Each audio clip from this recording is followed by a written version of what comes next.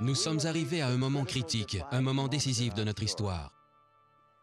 En arrachant le jour sacré de la semaine de ses racines bibliques, les dirigeants de l'Église ont coupé le sabbat de la source de sa signification spirituelle.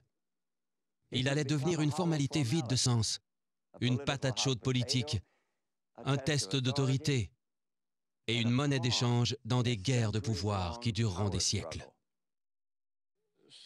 Le dimanche était un remplaçant attrayant du sabbat, car le dimanche commençait à dégager une certaine aura, résultant de nouveaux développements dans la religion païenne, promulguant le dimanche comme journée de réflexion sur le soleil et d'adoration du soleil.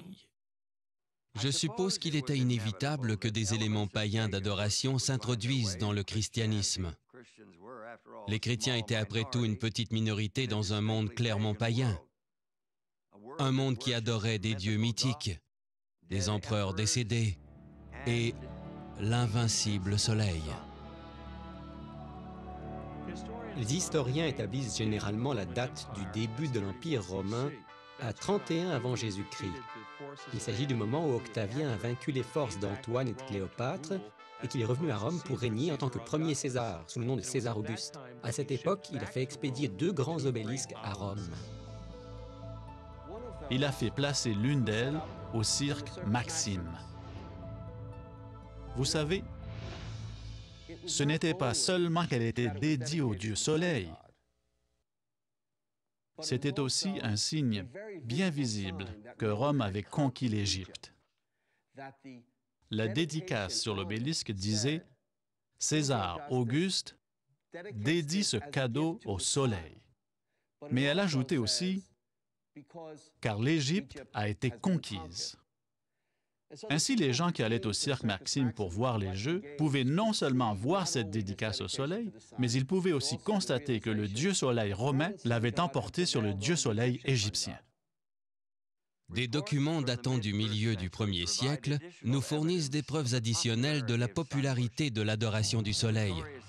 Le célèbre empereur Néron chargea un sculpteur de créer une statue de près de 40 mètres de haut, à l'image de sa propre tête à la façon du dieu soleil. Quand Vespasien a fait construire son grand amphithéâtre, le Colisée, il a pris cet énorme colosse. Colosse est le mot ancien pour désigner une statue. Cet énorme colosse de Néron, et il a fait modifier les traits de son visage pour le dédier au dieu soleil. L'empereur Élagabal était si dévoué à son dieu soleil oriental qu'il s'attribua le nom de cette divinité. Il apporta son dieu sous forme de météorite noire depuis la lointaine Syrie jusqu'à Rome et adopta un style de vie oriental. En 4 ans, son style de vie décadent, son comportement et ses orgies orientales amenèrent Élagabal à sa fin. Et bien que son dieu, la pierre noire, ait été retourné en Syrie, l'adoration du soleil se poursuivit. L'historien Plutarque rapporte comment le général romain Pompée se rendit en Méditerranée orientale pour s'occuper du problème des attaques de pirates sur les expéditions commerciales. Ça se passe vers 50 avant Jésus-Christ. Il battit les pirates, les captura et les ramena à Rome.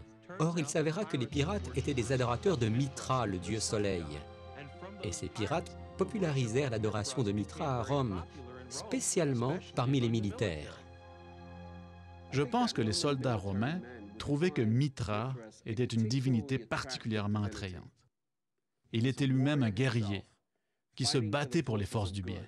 C'était une religion hiérarchique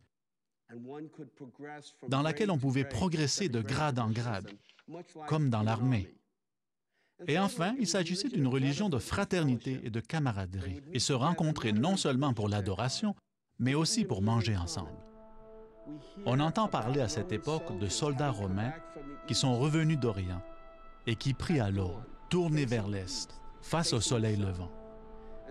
C'est à ce moment qu'apparaît à Rome la mention du Deus Sol Invictus, ce qui signifie l'invincible Dieu soleil. Invincible car la nuit essaie de conquérir le soleil chaque nuit. Mais à l'aube, on constate que le soleil a survécu. Le soleil a donc vaincu la nuit. L'importance des cultes d'adoration du soleil dans l'Empire romain apparaît sous le règne d'Aurélien, qui fut empereur de l'an 270 à l'an 275 de notre ère. Il établit une religion d'État qui comprenait l'adoration de l'empereur et du Sol Invictus, l'invincible soleil. Il tenta d'unifier toutes les religions sous le dieu soleil. Dioclétien arriva au pouvoir en 284. Il était lui aussi un dévot du dieu soleil. Il maintint le principe de la religion d'État d'Aurélien et en vint à se déclarer lui-même une divinité. Il en vint finalement à ordonner la persécution des chrétiens.